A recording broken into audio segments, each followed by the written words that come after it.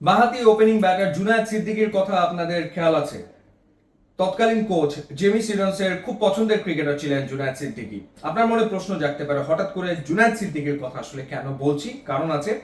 2007 সাল কেপটাউনে পাকিস্তানের বিপক্ষে 49 বলে 71 রানের ইনিংস খেলেছিলেন জুনায়েদ সিদ্দিকী।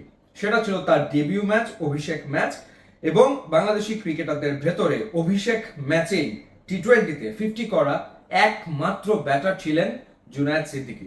2007 থেকে 2024 মাঝখানে কেটে গেছে 17টা বছর। 17 বছর পর আরেকজনকে পাওয়া গেল যিনি আসলে নিজের টি-20 অভিষেক ম্যাচেই একটা 50 করতে সক্ষম হয়েছেন, তানজিদ হাসান তামিম।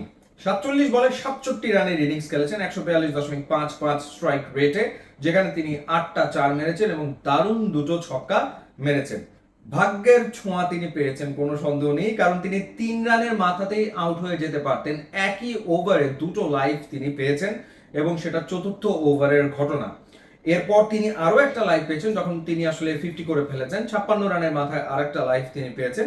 অবশেষে তিনি 67তে অপরাজিত থাকতে পেরেছেন।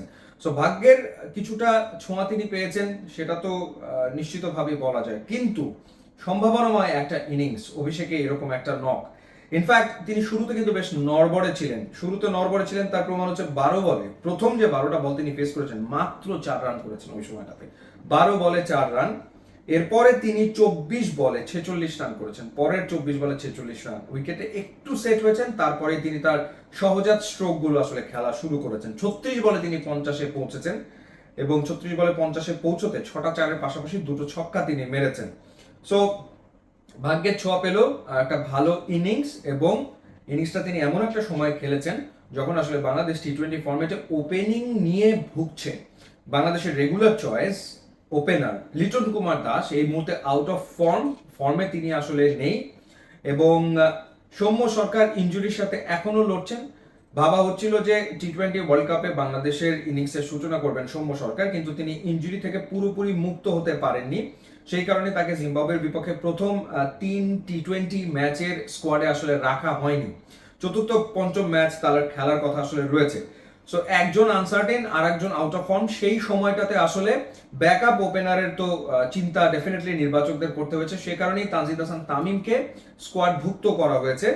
এখন পর্যন্ত ওয়ানডে ফরম্যাটে তার দুটো 50 রয়েছে ইন্টারন্যাশনাল ক্রিকেটে, এবং টি-20তে প্রথম ম্যাচে তিনি আসলে 50 পেয়ে গেলেন। বিপিএল এ দুর্দান্ত পারফর্ম করেছেন, বিপিএল এ তিনি সেঞ্চুরিও করেছেন, শতকও হাঁকিয়েছেন। বিপিএল এর পারফরমেন্সের কারণেই তাকে আসলে টি-20তে বিবেচনা করা হয়েছে, তাকে দলে নেওয়া হয়েছে, এবং ওভারঅল তার যে টি-20 পারফরমেন্স, সেখানে তার স্ট্রাইক রেট 121.09। আজকে অভিষেক ম্যাচেই তিনি 142.55 স্ট্রাইক রেটে ব্যাট করতে সক্ষম হয়েছেন। অর্থাৎ ওভারঅল তার ক্যারিয়ার স্ট্রাইক রেট হচ্ছে প্রথম ম্যাচে তিনি এগ্রেসিভ ব্যাটিং করেছেন।